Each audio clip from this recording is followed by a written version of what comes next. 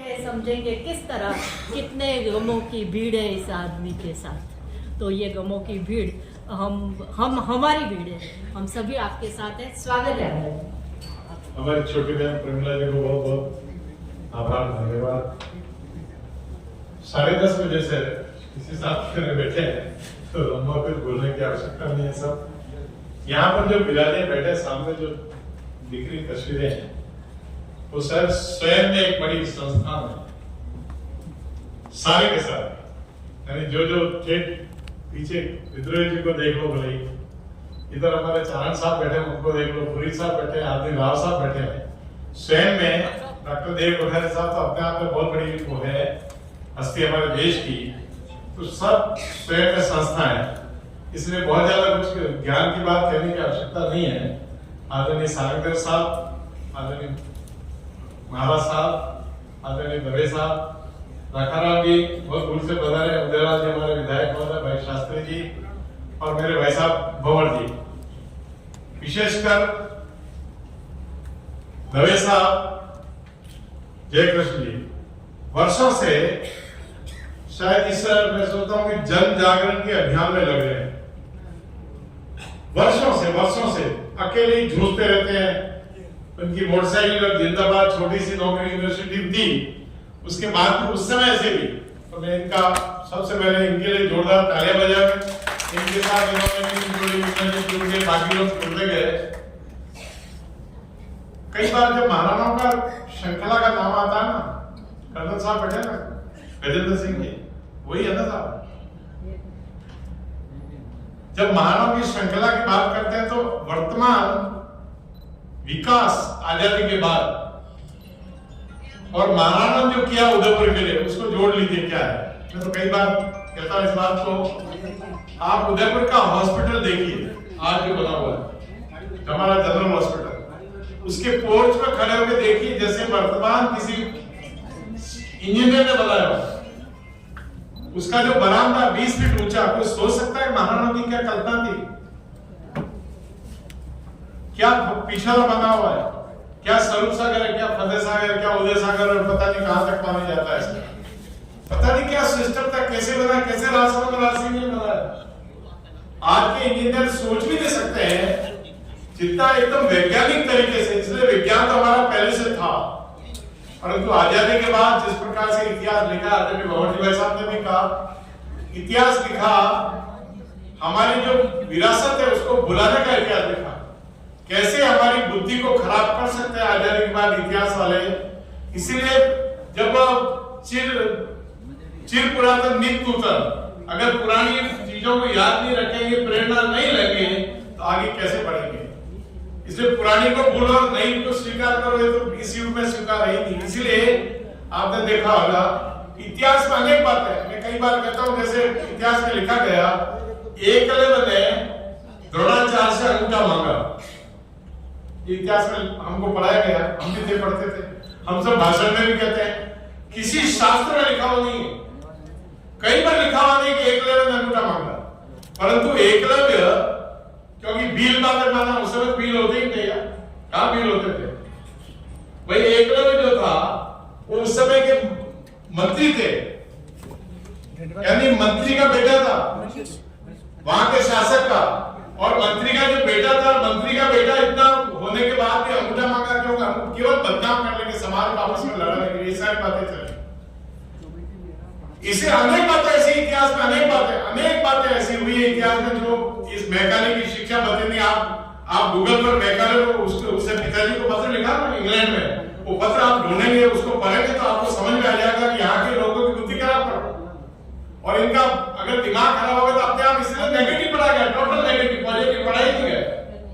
और इसीलिए इतिहास को हम भूलते गए। वर्तमान पीढ़ी को इतिहास की बात करो तो इतिहास का क्या, इतिहास लेके क्या करेंगे, उसको पुरानों को पीटते रहेंगे, अरे नहीं पीटेंगे तो संस्कार कहां से लेंगे। ये सारी बातें अभी बहुत ज्यादा कुछ बताने की आवश्यकता नहीं है, सारे विद्वान लोग बैठे हुए हैं। हम उन गुणों को, आज संसार में भारत एक बड़ी शक्ति बना हुआ है।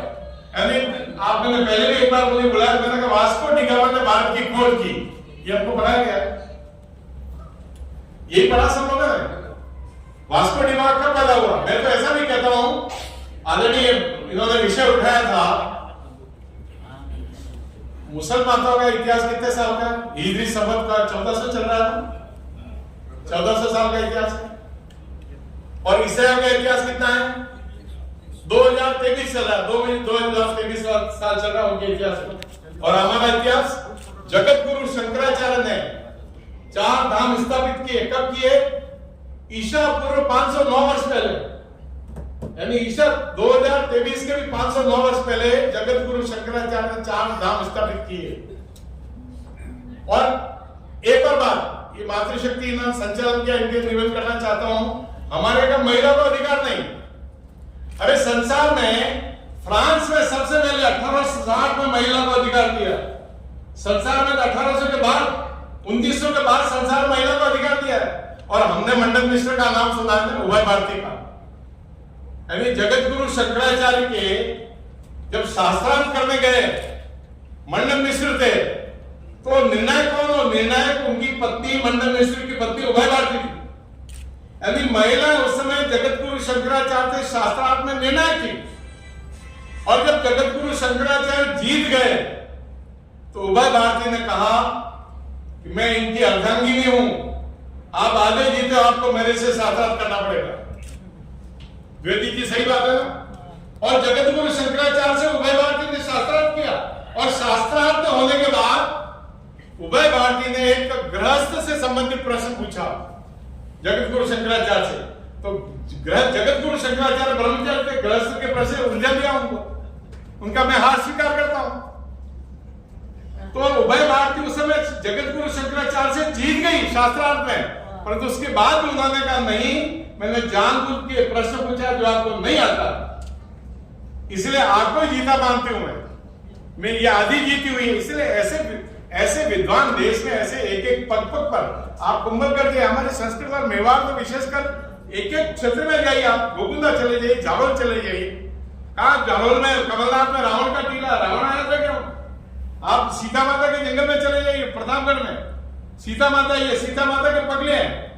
आप बांसवाड़ा जिले में फिर अंत में चले भाई, उन्होंने पांडवों ने अज्ञातवास ज्ञान निकाला था, वो स्थान में बांसवाड़ा। ऐसी अनेक जगह मेवाड़ में। और हमारे महाराणा ने जो किया, मैं तो सोचता हूं महाराणा ने जो किया, आज हॉस्पिटल की बिल्डिंग है, गुरु गोविंद सिंह स्कूल, फतेह स्कूल, कौरबदा स्कूल, कलेक्ट्री, हमारी court, MB college, agriculture college, ये सब महाराणा की देन है। ये हमारा गोपाल सिंह जी, फतेह सिंह जी ने किया। आज की कल्पना करो, उसके बाद क्या विकास हुआ? विकास के नाम पे कल परसों मानसी वागल का आदरणीय राव साहब भूमि पूजन हुआ। 1966 में योजना बनी और योजना ये बनी 2000 तक उदयपुर में ये चारों फेज बनेंगे, पानी की सप्लाई होगी। कब तक? 2000 तक। और अभी चला 2023। उदयपुर पानी के लिए त्राई नहीं करेगा, क्या करेगा? ध्यान नहीं दिया। और ध्यान अगर देते तो बिरोटी का नाका बनता। 1200 करोड़ की योजना थी, भारत सरकार किरण जी मला की भेजी थी। अगर बिरोटी का नाका, आज भी हमारा पानी गुजरात जा रहा है, अगर बिरोटी का नाका बनता, बिरोटी का नाका बनने के बाद बिरोटी के नाके का पानी ग्रेविटी से रास बन जाएगा और ग्रेविटी से जैसा बन जाएगा। ग्रेविटी से कोई खर्चा नहीं करना पड़ेगा, केवल नहर बना दो, उससे बहता पानी जाएगा। परंतु हमारे महाराणा की कल्पना को आजादी के बाद मैं सोचता हूं, बहुत गंदा शब्द प्रयोग करता हूं, हमारी परंपराओं को कुचला है और जानबूझ के ये अन्यायपूर्ण हमारे समाज के साथ बहुत बड़ा अन्याय हुआ है।